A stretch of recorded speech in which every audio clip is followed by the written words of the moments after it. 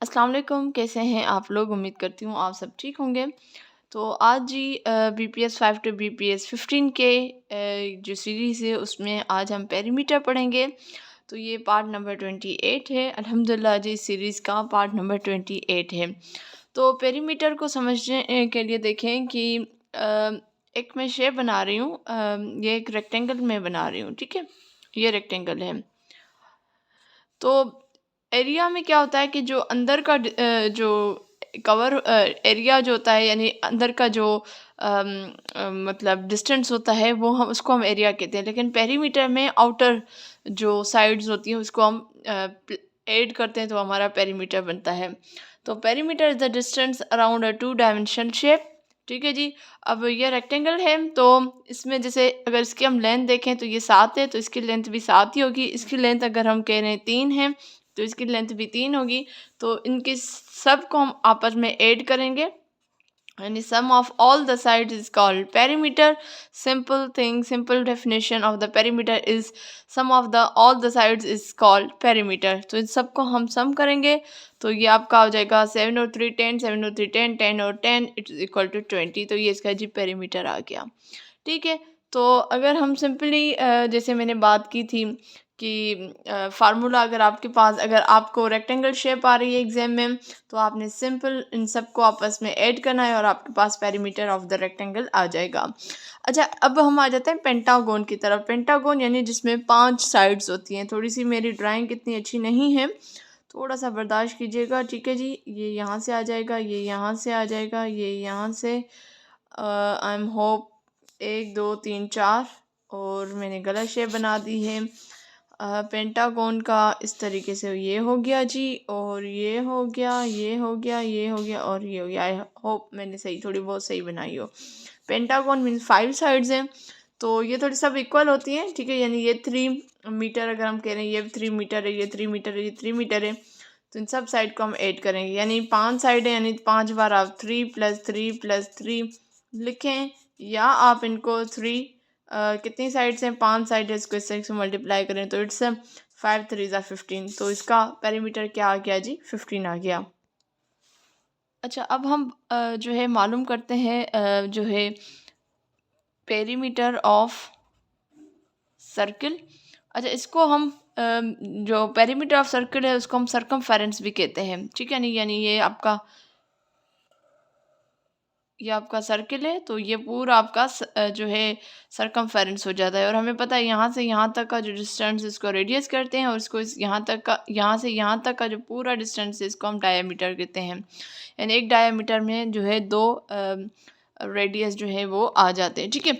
अब इसका जो फार्मूला है, अगर हम सरकमफेरेंस ही कह रहे हैं, तो ये है जी 2πr। ठीक है। अब पाई की वैल्यू 22/7। तो फॉर एग्जांपल अगर हमें ये कह रहे हैं कि रेडियस जो है वो 7 है, तो 2 × 22/7 मल्टीप्लाई क्या है जी, ये भी इन्होंने क्या दिया है, 7 ही दिया है। तो 7 × 1 = 7, 7 × 1 = 7। इसको मल्टीप्लाई करेंगे 22 को 2 के साथ, तो 2 2 ज़ा 4, 2 2 ज़ा 4, तो 44 जो है। अगर ये इंचेस है तो यहाँ पे भी हम इंचेस लिख देंगे। ठीक है। आई होप यहाँ तक ये बात क्लियर हो गई होगी। उसके बाद हम आ जाते हैं जी ट्रायंगल की तरफ। अच्छा, अब मैं एक एक का क्वेश्चन तो नहीं करूँगी। जैसे ये एक ट्रायंगल है, मैं आपको सिर्फ अंडरस्टैंडिंग यानी फार्मूलाज बता देती हूँ, और एक दो और पॉइंट्स है जो मैं आपको शेयर करूँगी। फॉर एग्जांपल ये है ए, ये है बी और ये है सी। तो इसका फार्मूला क्या होगा, इन जितनी भी साइड्स हैं इनको आपने सम करना, यानी ए + बी + सी, यानी 3 साइड्स हैं, तीनों साइड्स को आपने सम करना है। ठीक है। उसके बाद हम आ जाते हैं जी स्क्वायर की तरफ। आई डोंट नो मेरी ड्राइंग इतनी बुरी क्यों है। ये स्क्वायर है, तो इसका जो यानी इसकी 4 साइड्स हैं, तो आपने सिर्फ चारों साइड्स को आपस में प्लस कर देना है। चारों साइड्स प्लस करने के बजाय आप क्या करेंगे, आपने इनको क्या करना है, यानी 4 × 8, जो मैंने पीछे पेंटागोन में बात की थी। ठीक है। उसके बाद रेक्टेंगल का हम ऑलरेडी डिस्कस कर चुके हैं। उसके बाद हम आ जाते हैं क्वाड्रिलेटरल शेप की तरफ, विच इज़ ये इस तरीके से होती है, थोड़ी सी ऐसे ऐसे, और आई थिंक इस तरीके से होगी। ठीक है।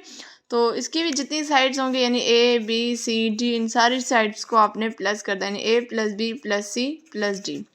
ठीक है। सर्किल का मैंने बात कर दी। अब 2 पॉइंट्स हैं जो मैं आप लोगों के साथ शेयर करना चाहूँगी। मैं दोबारा जो है रेक्टेंगल की एक शेप बना रही हूँ, जो मैंने पहले ही बनाई थी सेम मैं वही बनाऊँगी और वही मैं वैल्यूज़ पुट कर रही हूँ, ठीक है।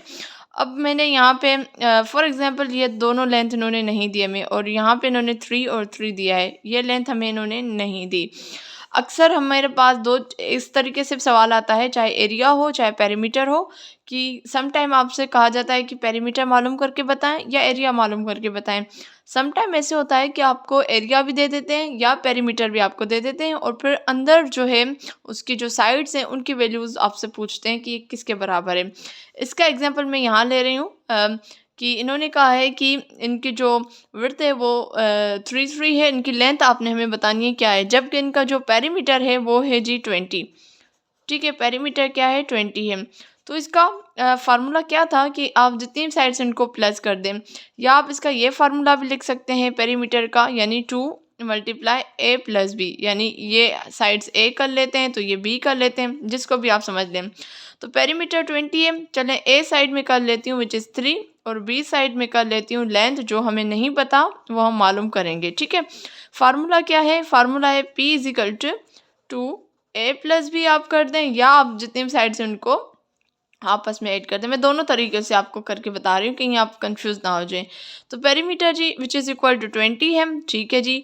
तो ये इसको 2 कर लेंगे, और ए किसके बराबर है, ए जी 3 के बराबर है, और बी बी के बराबर है, क्योंकि हमें बी मालूम करना है। ये हो गया जी 20। इसको हम मल्टीप्लाई करेंगे, यानी 2 जो है 3 के साथ मल्टीप्लाई करेगा, एंड देन 2 जो है वो बी के साथ मल्टीप्लाई करेगा। 2 3 ज़ा 6 प्लस 2 बी हो जाएगा। अब 6 यहाँ प्लस का इधर जाकर माइनस का हो जाएगा, यानी 2 minus 6 is equal to 2 B. 20 में से 6 गया तो 14 बचेगा, और ये 2 बी के साथ मल्टीप्लाई कर रहा है, यहाँ जाकर डिवाइड करेगा, तो 2 1 ज़ा 2, 2 7 ज़ा 14, यानी बी इज इक्वल टू 2 1 ज़ा 2, 2 7 ज़ा 14, तो बी इज इक्वल टू जी 7 आ गया, जो ऑलरेडी हमने पहले किया हुआ था, ठीक है।